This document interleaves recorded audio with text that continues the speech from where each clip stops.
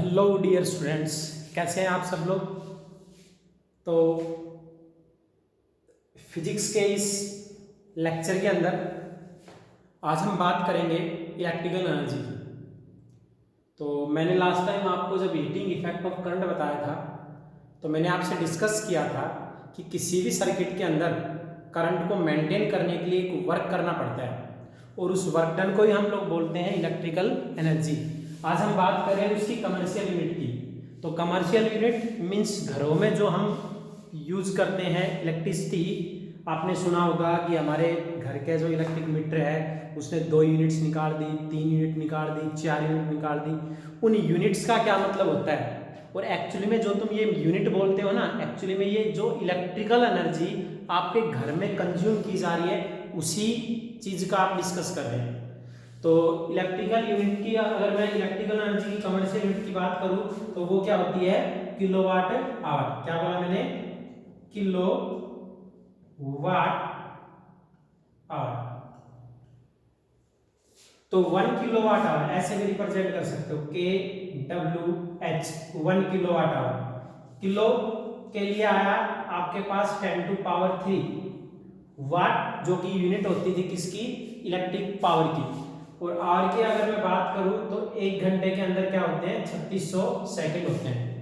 तो 3600 सेकंड को अगर आप kilo that means 10 to power 3 से मल्टीप्लाई कर दो तो आपके पास क्या आता है, ये टर्म आ जाएगी 36 इंटू 10 टू पावर 5 जूल। तो 1 kilowatt hour is equal to होता है 36 इंटू 10 टू पावर 5 जूल। और अगर मैं थोड़ा सा सोल्व करके चलूं तो 1 किलोवाट आवर को आप लोग बेटा बोल सकते हो 3.6 इंटू 10 टू पावर 6 जूल। तो ये जो 3.6 इंटू 10 टू पावर 6 जूल है इसको हम लोग 1 किलोवाट आवर या सिंपल लैंग्वेज में बोलूं तो हम क्या बोलते हैं, 1 यूनिट बोलते हैं। तो आपके घरों में जो बात की जाती है, इलेक्ट्रिक मीटर ने 2 यूनिट निकाल दी, 3 यूनिट निकाल दी। 2 यूनिट्स का मतलब 7.2 into 10 to power 6 joule. 1 unit का मतलब 3.6 इंटू 10 टू पावर 6 जूल। तो ये कमर्शियल यूनिट होती है इलेक्ट्रिकल एनर्जी की। वैसे एनर्जी यूनिट क्या होती है, जूल। एसआई सिस्टम में अगर हम लोग एनर्जी की बात करें तो एनर्जी की जो एसआई यूनिट होती है वो क्या होती है बेटा, जूल, जिसको कैपिटल जे से रिप्रेजेंट करते हैं। और अगर हम लोग सीजीएस यूनिट की बात करें तो वो होती है अर्ग, ईआरजी। लेकिन हम लोग घरों में जो यूज करते हैं कमर्शियल यूनिट की अगर मैं बात करूं तो इलेक्ट्रिकल एनर्जी की जो कमर्शियल यूनिट होती है वो क्या होती है, किलोवाट आवर। और 1 किलोवाट आवर ध्यान रखना इक्वल होता है 3.6 इंटू 10 टू पावर 6 जूल के। तो एक्चुअली में हमें क्या करना है, आज इस किलोवाट आवर या कमर्शियल यूनिट के ऊपर हमें कुछ न्यूमेरिकल्स, मैंने कुछ क्वेश्चंस आपको लास्ट टाइम दिए थे, उनका हम 1 बाय 1 करके क्या करते हैं, सॉल्यूशन चेक करते हैं।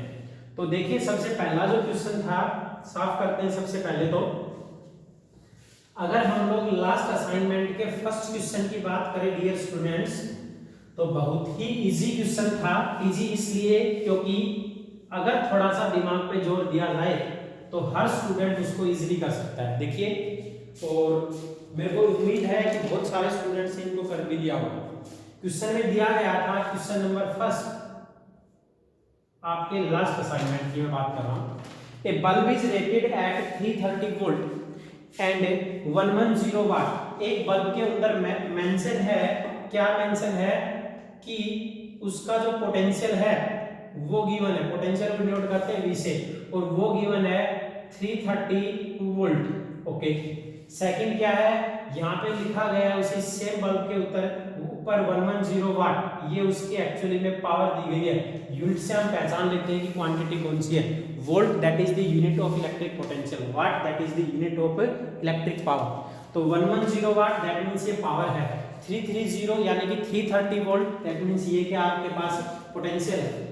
अब क्वेश्चन में कहा गया what do you think by its resistance. बिल्कुल इजी क्वेश्चन है, आप इसके रेजिस्टेंस से क्या समझते हो, यानी कि हमें इसका क्या करना है बेटा, रेजिस्टेंस निकालना है।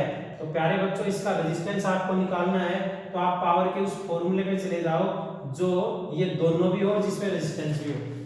तो पावर का जो फॉर्मूला है हम सब लोग जानते हैं कि एक होता है v² बाई r, जिसमें पोटेंशियल भी आता है, जिसमें रेजिस्टेंस भी भी आता है जिसमें पावर भी आती है, ये तीनों क्वांटिटी ही अपने को यूज करनी है।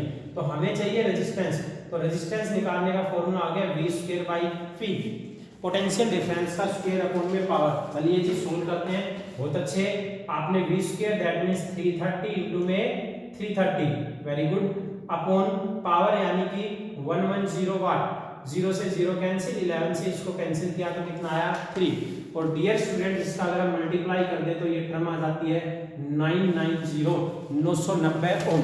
फर्स्ट क्वेश्चन के फर्स्ट पार्ट का आंसर हुआ कि जिस बल्ब पे जिस डिवाइस के ऊपर 110 वाट और 330 वोल्ट मेंशन है उसका रेजिस्टेंस अगर निकालोगे तो पावर का आपको फॉर्मूला यूज करना है v स्क्वायर बाई r, तो r का वैल्यू हो जाएगा v स्क्वायर बाई p और हमने इसको सोल्व किया तो कितना आया 990 ओम।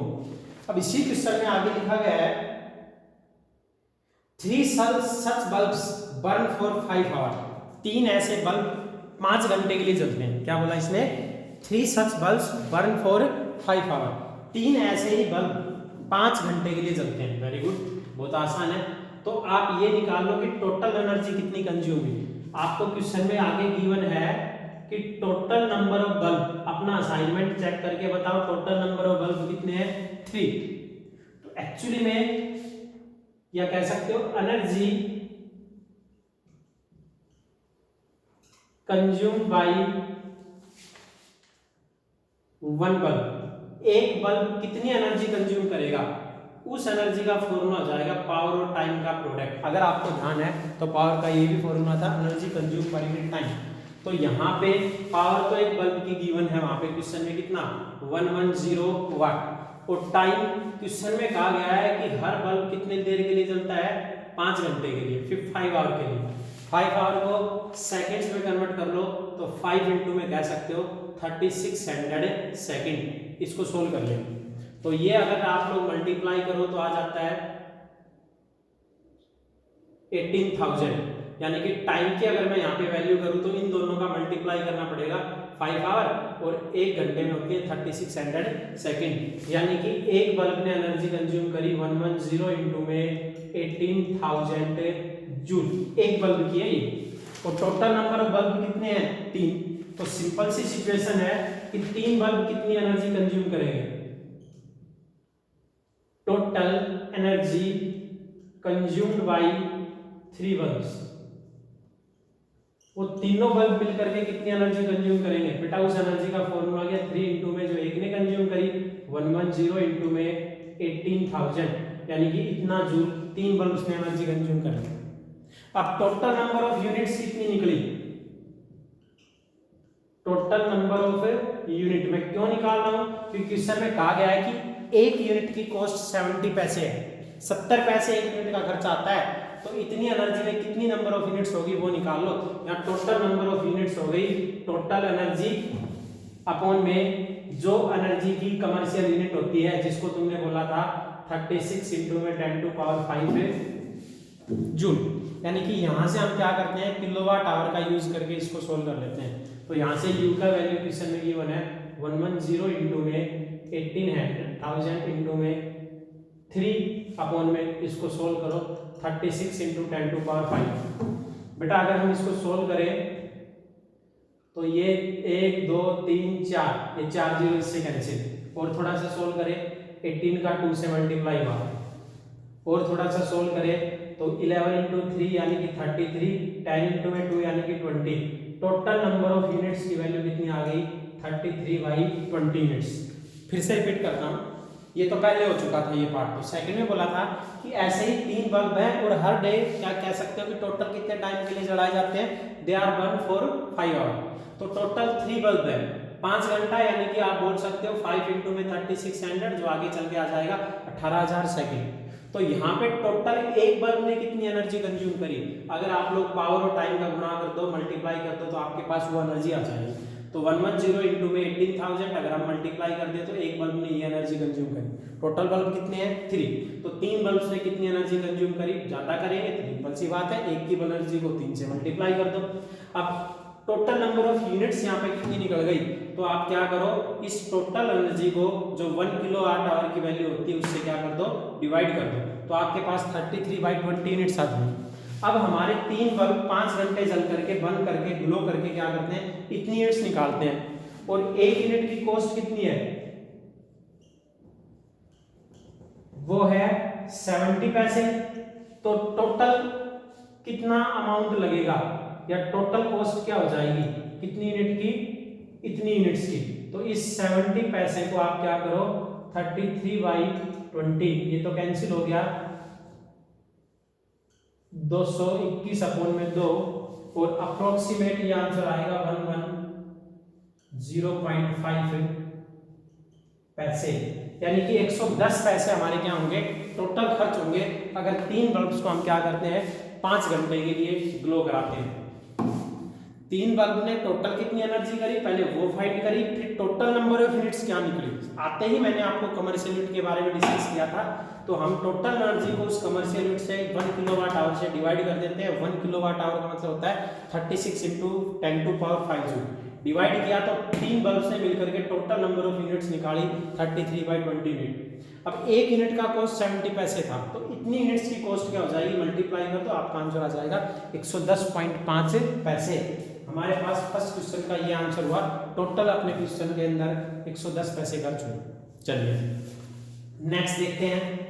क्वेश्चन गिवन है a torch bulb is rated to या एट, किसको पता था कि टॉर्च के ऊपर लिखा होता है, लगभग हम सब ने पढ़ रखा है, लेकिन ये नहीं पता था कि आगे चल करके इन्हीं का यूज करके फिजिक्स वाला इस क्वेश्चन को क्या करेगा, सोल्व कर रहा है। देखिए बहुत इजी था, सब लोग घरों में यूज करते हैं, और फिजिक्स का ही नाम क्या है, physics is the nature and natural phenomena. Physical चीजों को हम फिजिक्स के अंदर पढ़ते हैं। ये सब क्या है, बल्ब इतने टाइम के लिए जल रहा है, इतने टाइम के लिए ये कॉस्ट आना था, तो इतने बल्ब से मिलकर के कितनी एनर्जी कंज्यूम करी, तो इस क्वेश्चन का हमारा आंसर आ गया था। नेक्स्ट देखते हैं। A torch bulb is rated at 3 volt and 600 milliampere. Okay, very good. Question number second है, a torch bulb is rated 3 volt. यहाँ पे उस बल्ब का पोटेंशियल दिया गया है which is 3 volt and इस पे मेंशन है current which is 600 milli ampere. आप कई बोलेंगे सर आपको कैसे पता कि ये करंट है। बेटा मैं यूनिट देखता हूँ, क्या देखता हूँ, यूनिट कि यूनिट मेंशन है तो वो क्वांटिटी। अब एम्पियर किसकी यूनिट होती है, करंट की, तो मिली एम्पियर भी किसकी है, करंट की तो यूनिट है। तो 600 इंटू में मिली का मतलब होता है 10⁻³ इतना एम्पियर टोटल करंट उसके अंदर गया। तो क्वेश्चन में कहा गया कि सबसे पहले इसकी पावर निकालो। फर्स्ट पार्ट था इसकी क्या पूछी है, पावर। फिर से देखिए पोटेंशियल दिया हुआ है 3 वोल्ट, करंट मेंशन है, पावर निकालनी है। तो एक ऐसा फॉर्मूला बताओ जिसमें ये दोनों यूज हो जाए। पावर का एक फॉर्मूला आता है V × में I, potential difference into current. Dear students multiply करो, 3 पोटेंशियल का वैल्यू, करंट 600 मिली एम्पियर।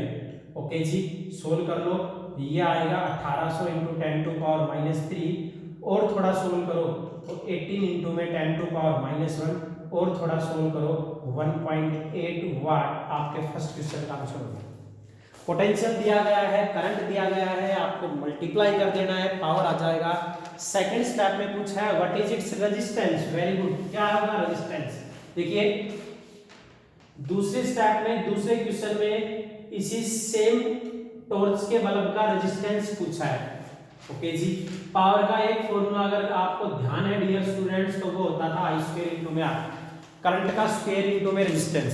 आपको यहां से रेजिस्टेंस निकालना है तो वो आ गया R = P/I²। P का वैल्यू यानी कि ये पावर है, क्वेश्चन में गिवन है 1.8, गिवन नहीं है, हमने फाइंड कर लिया था 1.8 वाट अपॉन में I², इस टर्म का स्क्वायर, तो 600 × 10⁻³ इंटू में 600 × 10⁻³ ऐसे सोल्व करेंगे। देखिए बेटा इसका पॉइंट हटाया तो नीचे एक 10 और आ गया, 1 0 2 0 3 0 4 0 कैंसिल, तो पहले माइनस का पावर कर लो। चलो वेरी गुड, 18 अपॉन प्लस का पावर हो गया 1 2 3 4 5, तो 6 × 10⁵ प्लस का पावर, माइनस का पावर -3 मल्टीप्लाई करते टाइम पावर ऐड हो जाती है तो -6 और ये 6 और बच गया। चलिए 6 के कैंसिल किया 3, 3 को कैंसिल किया 2, 10 टू पावर 5 से ये कैंसिल -1। अब ये 10 की पावर -1 नहीं, ये ऊपर गया प्लस का हो गया 10 अपॉन में कितना बचा 2, सोल्व किया तो आपके क्वेश्चन का आंसर आया 5 ओम। कैलकुलेशन बड़ा है, आंसर बहुत सिंपल है 5 ओम।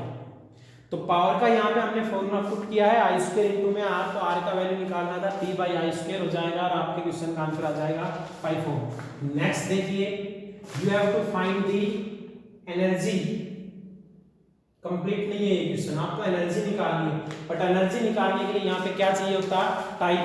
तो मैं बता दूं आपको कि अगर यहाँ पे टाइम गिवन होता तो हम लोग एनर्जी निकालते हैं। तो सिंपल सी सिचुएशन है कि एनर्जी निकालने के लिए पावर का जो टाइम गिवन होता है ना, उसका क्या कर देते हैं, मल्टीप्लाई कर देते हैं। मान लो ये पूछता है कि 3 सेकंड में कितनी एनर्जी कंज्यूम होगी, तो पावर आपके पास 1/8 और टाइम है बोला 3 सेकंड, तो 3 से मल्टीप्लाई कर दो, ये आता है 5.4, इतना जूल एनर्जी कंज्यूम हो जाती अगर यहाँ पे टाइम गिवन होता। बट माय मिस्टेक, यहाँ पे टाइम गिवन नहीं है, तो हम लोग इस क्वेश्चन को ये छोड़ देंगे। चलिए नेक्स्ट देखते हैं, an electric iron is rated 2 kilowatt at 220 volt. 220 volt का अगर पोटेंशियल एक इलेक्ट्रिक आयरन एक इलेक्ट्रिक प्रेस को दिया जाता है तो वो 2 किलोवाट पावर देता है।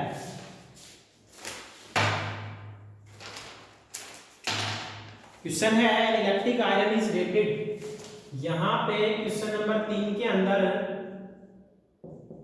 पावर गिवन है और कितना है 2 kilowatt. Kilo means 10 to power 3, 2 into 10 to power 3 watt ये पावर है उस बल्ब पे रेट मतलब आयरन पे मेंशन है। कितना पोटेंशियल है, V is equal to 220 volt. Very good. Calculate the capacity of fuse that should be used for electric iron. अब बात करते हैं ये फ्यूज क्या होता है, एक नई चीज आ गई। इलेक्ट्रिक फ्यूज वो डिवाइस है जो किसी भी सर्किट में सीरीज में यूज किया जाता है। बेटा एक एक पॉइंट पे एक एक लाइन पे ध्यान रखना, electric fuse is an electrical device या electrical instrument which is used always in series to protect the circuit from high current.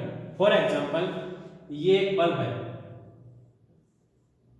इसको हमने क्या किया, एक बैटरी से कनेक्ट कर दिया। सोचो एक बार, इस बल्ब को कंप्लीटली ग्लो करने के लिए, पूरी तरह से जलने के लिए करंट चाहिए मान लो 20 एम्पियर। तो जब तक इसको 20 एम्पियर करंट यहां से इस बैटरी के जरिए मिलता है ये इजीली ग्लो करेगा, कोई प्रॉब्लम नहीं है। लेकिन सोच के देखो कि अगर करंट इसकी कैपेसिटी से ज्यादा हो गया, 20 एम्पियर से ज्यादा ग्लो करे चला गया, मान लो 25 एम्पियर चला गया, तो क्या होगा, ये बल्ब की फिलामेंट हीटिंग इफेक्ट के कारण जल जाएगी और आपका बल्ब ग्लो करना बंद कर देगा, जिसको हम बोलते हैं कि इलेक्ट्रिक बल्ब अब क्या हो गया, फ्यूज हो गया। तो क्या करें, यहां पे सर्किट में इसके साथ सीरीज में एक फ्यूज लगा दी जाएगी। फ्यूज के अंदर एक छोटा सा कंडक्टर लगा होता है, जो कंडक्टर बनता है किसी एलॉय का, जिस एलॉय का रेजिस्टेंस ज्यादा हो बट उसका मेल्टिंग पॉइंट कम, लो मेल्टिंग पॉइंट, ताकि हल्का सा करंट ज्यादा होते ही हीट होकर के वो बल्ब, वो फ्यूज की फिलामेंट क्या करे, ब्रेक कर जाए। ये ब्रेक कर गई तो ये करंट आगे नहीं जा पाएगा, तो सर्किट ब्रेक हो गया, अपना बल्ब क्या हो गया, सेफ हो गया, हाई करंट के अंदर भी फ्यूज नहीं हुआ। तो इस इलेक्ट्रिक फ्यूज का काम क्या है, इस बल्ब को प्रोटेक्ट करना। कैसे, एक्सेस करंट से। तो सिंपल सी बात है, अगर 20 एम्पियर का आपका इलेक्ट्रिक बल्ब है तो आपको ये फ्यूज 20 एम्पियर से ज्यादा का नहीं यूज करना है। ये सिचुएशन, जितना करंट बल्ब को चाहिए उतना या उससे कम वैल्यू का फ्यूज हम करेंगे तो हाई करंट में ये सेफ रह सकता है, अदरवाइज नहीं। इसका अगर मैं बोलूं कि फ्यूज पे 20 एम्पियर मेंशन है, क्या मतलब हुआ कि 20 एम्पियर का करंट बैटरी से फ्यूज को मिला तो ठीक है, सर्किट काम करेगा, बल्ब जलेगा। लेकिन 20 एम्पियर से ज्यादा करंट जाते ही फ्यूज खुद ब्रेक कर जाएगा, बट बल्ब को कुछ नहीं होने वाला। ये अब फ्यूज नहीं होगा, ग्लो करना जरूर बंद कर देगा। फ्यूज रिप्लेस करेंगे फिर से ये वर्किंग में आ गया। तो electric fuse is an electrical device which is used to protect the electronic या electric devices from high current. अब तुमसे कोई बोले कि जो आपका इलेक्ट्रिक फ्यूज है वो किसका बना होता है, उसका कंडक्टर किसका बना होता है, तो उसमें मेनली तो लगते हैं टीन लीड के एलॉय, इसके अलावा एल्युमिनियम, जिंक, हम कॉपर हो गया, ये सब भी इसके अंदर क्या करते हैं, यूज कर सकते हैं। तो ये इलेक्ट्रिक फ्यूज था। अब आपको पूछे कि इलेक्ट्रिक फ्यूज किस प्रिंसिपल पे, किस कंसेप्ट पे काम करता है, तो इलेक्ट्रिक फ्यूज हम जो कंसेप्ट पढ़ा रहे हैं आपको, हीटिंग इफेक्ट ऑफ करंट, इसी सेम कंसेप्ट के ऊपर काम करता है। आपसे कोई बोले कि इलेक्ट्रिक फ्यूज का जो कंडक्टर है उसकी प्रॉपर्टीज बताओ, तो आपको सिंपल बोलना है the conductor of electric fuse have या should be high resistance and low melting point. उसका मेल्टिंग पॉइंट कम होना चाहिए ताकि थोड़ा सा हीट होते ही वो क्या करे, बर्न कर जाए, और रेजिस्टेंस उसका हाई होना चाहिए हीट प्रोड्यूस करने के लिए। तो ये सिचुएशन होती है इलेक्ट्रिक फ्यूज के लिए। इस क्वेश्चन में ऐसा ही क्वेश्चन है। तो हमारे पास पोटेंशियल दिया हुआ है, पावर दी हुई है, अपने को यहाँ पे क्या करना है, करंट निकाल लेना है। तो सिंपल सी बात है, पावर का एक फॉर्मूला होता है V इंटू में आई, पोटेंशियल डिफरेंस इंटू करंट। तो यहाँ से करंट आप आर फान वाई निकालोगे तो P बाई V हो गया पावर अपॉन में पोटेंशियल।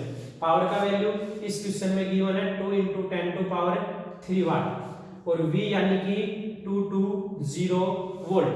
अब इसको थोड़ा सोल्व करेंगे तो यहाँ 2 जीरो बची, 1 जीरो कैंसिल, 2 से कैंसिल किया तो यहाँ कितना आया 11। आपके क्वेश्चन का आंसर आया 100/11 एम्पेयर। यानी कि इस आयरन को जो करंट चाहिए वो कितना चाहिए, 100/एम्पियर क्या चाहिए, करंट चाहिए। तो जो इलेक्ट्रिक फ्यूज यहाँ पे हम यूज करेंगे, इलेक्ट्रिक फ्यूज, उस इलेक्ट्रिक फ्यूज का जो करंट होगा I डैश, उसकी वैल्यू या तो कम होनी चाहिए या ज्यादा बराबर होनी चाहिए, किसके, 100/11 एम्पियर के। ये आपके क्वेश्चन का आंसर हो गया। एक electric iron which has a power 2 kilowatt, that means 2 into 10 to power 3 watt, which have a potential 220 volt। तो उसमें करंट कितना जा सकता है वो हमने निकाला, तो उसके करंट की वैल्यू आ गई V इंटू में I का फॉर्मूला यूज किया 100/11 एम्पियर। तो जो इलेक्ट्रिक फ्यूज इस आयरन के साथ यूज कर सकते हैं उसका करंट या तो लेस होना चाहिए या इक्वल होना चाहिए, किसके, इस करंट के। तो आपके क्वेश्चन का आंसर आया the electric fuse have a current less than और इक्वल टू 100/11 एम्पियर। ये हमारे क्वेश्चन का आंसर है। नेक्स्ट देखिए, what happen to resistance of a conductor if is area of cross section increase.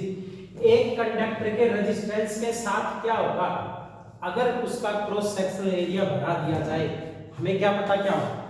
देखो इस क्वेश्चन में गिवन है question number 4, what happen to resistance of a conductor. Area कोई बढ़ा है, रेजिस्टेंस हमें निकालना है भाई, बहुत अच्छी बात। तो question number 4, what happen to resistance of conductor when its area of cross section increase. देखिए वी नो दैट, आपको मैंने रेजिस्टेंस के कुछ फैक्टर बताए थे जिनके ऊपर रेजिस्टेंस डिपेंड करता है, और उसमें एक आया था, अगर आप पीछे की नोटबुक चेक करेंगे तो resistance of a conductor inversely proportional to its cross sectional area. और आपके क्वेश्चन में क्या कहा गया है कि इफ एरिया क्या करे, इंक्रीज कर जाए, ए को क्या करना है, इंक्रीज करना है, एरिया इंक्रीज करेगा तो रेजिस्टेंस क्या करेगा, डिक्रीज करेगा। एरिया अगर इंक्रीज करेगा तो रेजिस्टेंस क्या होगा, डिक्रीज करेगा। तो आपके क्वेश्चन का आंसर हो गया when area of the conductor increase then its resistance will decrease. आगे है 5th क्वेश्चन, ए 9 ओम, बहुत अच्छा क्वेश्चन है। एक कंडक्टर था, उसका टोटल रेजिस्टेंस गिवन था कितना, 9 ओम। बोला कि ए 9 ohm resistance is cut into 3 equal parts. 9 ओम का रेजिस्टर था, उसको 3 इक्वल पार्ट्स में कट कर दिया। तो 3 इक्वल पार्ट्स में कट करने का मतलब 9 के 3 इक्वल पार्ट कर लो, तो हर एक का रेजिस्टेंस कितना आ जाएगा डियर स्टूडेंट्स, वो आ जाएगा 9 को 3 पार्ट में डिवाइड करोगे तो आ जाएगा 3 ओम। यानी कि जो 9 ओम के रेजिस्टेंस को तोड़ करके 3 रेजिस्टेंस बनाए गए, R1 R2 R3, उनमें हर एक का रेजिस्टेंस कितना आया, 3 ओम। तो क्वेश्चन में कहा गया है find equivalent resistance of the combination, और बोला गया कि उनको पैरेलल में जोड़ दिया गया। तो 3 रेजिस्टेंस है, एक 2 3, तीनों का resistance 3 ohm 3 ohm 3 ohm. They are connected into parallel. कैसे पता पैरेलल में कनेक्ट है? करंट आ गया तो इस पॉइंट पे आते ही 3 पार्ट में टूट गया। करंट अगर डिवाइड हो रहा है तीनों में तो कॉम्बिनेशन क्या कहलाता है? Parallel combination. 3 अलग अलग वे में करंट प्रोसीड कर रहा है, पैरेलल कॉम्बिनेशन होगा। अब क्वेश्चन में कहा गया कि इसका नेट रेजिस्टेंस बताओ। तो रेजिस्टेंस जब पैरेलल में जुड़े होते हैं तो नेट रेजिस्टेंस का रेसिप्रोकल इंडिविजुअल के रेजिस्टेंस के रेसिप्रोकल के सम के बराबर होता है। दैट मींस ये वैल्यू आएगी 1/3 प्लस 1/3 प्लस 1/3 ऐड करोगे तो आ जाएगा 3/3 यानी कि 1। ये 1 अपॉन में आर का वैल्यू आया नेट रेजिस्टेंस का रेसिप्रोकल। तो यहाँ पे भी सर्किट का नेट रेजिस्टेंस कितना हो जाएगा? 1 ओम। फिर रिपीट करता हूँ, 9 ओम की एक वायर की 3 इक्वल पार्ट में तोड़ दी तो हर पार्ट का रेजिस्टेंस हो जाएगा 9 को 3 इक्वल पार्ट्स में तोड़ दो 3 ओम। तीनों वायर्स को जोड़ा गया, कनेक्ट किया गया पैरेलल कॉम्बिनेशन में। पैरेलल में तीनों को कनेक्ट करोगे 1/3 1/3 1/3, आपके क्वेश्चन का आंसर क्या आ जाएगा? 1 ओम। तो इस तरीके से आपका 5th क्वेश्चन भी दी एंड होता है। अब चलते हैं नेक्स्ट क्वेश्चन नंबर 6। बहुत अच्छे, अगर पीछे के पार्ट्स आ गए तो ये भी आपको इजीली आ जाएगा। क्वेश्चन है calculate the current flowing through a heater. एक क्या निकालना है अपने को? यहाँ पे करंट निकालना है, कैलकुलेट करना है। क्या कैलकुलेट करना है?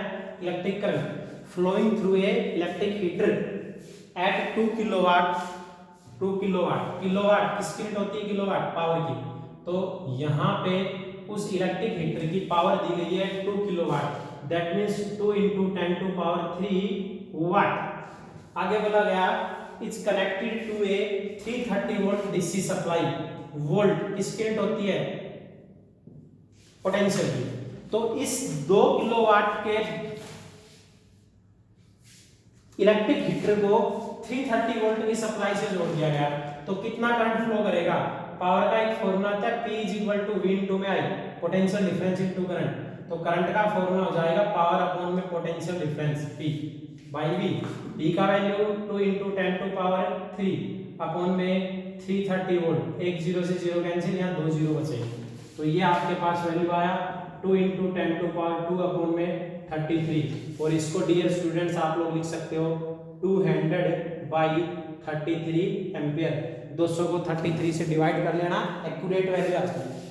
तो इस तरीके से आपका जो असाइनमेंट था वो कंप्लीट हो जाता है। अब मैंने यहाँ पे आपको बीच में 2 डेफिनेशंस या 2 कंसेप्ट और बताए। एक तो कि इलेक्ट्रिकल एनर्जी की कमर्शियल यूनिट क्या होती है, और सेकंड मैंने तुमको इलेक्ट्रिक फ्यूज का कंसेप्ट बताया। तो इलेक्ट्रिक फ्यूज किस प्रिंसिपल पे वर्क करता है? वो वर्क करता है हीटिंग इफेक्ट ऑफ प्रिंसिपल नहीं है, इस कंसेप्ट पे काम करता है। इस कंसेप्ट पे हीटिंग इफेक्ट ऑफ करंट कि किसी भी कंडक्टर में करंट जाता है तो क्या प्रोड्यूस होती है? हीट प्रोड्यूस होती है। और मैंने कंडीशंस बताई कि इलेक्ट्रिक फ्यूज लगाने के लिए क्या क्या होना चाहिए। तो इस वीडियो लेक्चर के जरिए ये आपको ढंग से समझना है और ये आपके क्वेश्चंस का सॉल्यूशन था। और मंडे को मिलते हैं एक नई एनर्जी के साथ, एक नई ऊर्जा के साथ। Thank you very much, have a nice day.